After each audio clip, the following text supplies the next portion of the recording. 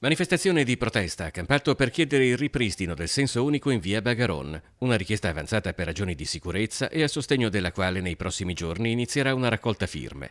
L'istituzione del doppio senso di circolazione risale a fine maggio. L'immissione a doppio senso è pericolosissima e soprattutto è stata ristretta il passaggio pedonale, la corsia pedonale che porta a via Orlando, con la conseguenza che adesso persino due persone incrociandosi, una delle due deve invadere la corsia di marcia, ma se passa un passeggino o una carrozzina la situazione è estremamente peggiore, estremamente più pericolosa. Assieme al consigliere comunale Alessandro Baglioni, alla manifestazione erano presenti diversi esponenti del Partito Democratico locale che, come Fabrizio Trevisan, hanno ricordato le interrogazioni presentate in merito alla municipalità di Favaro.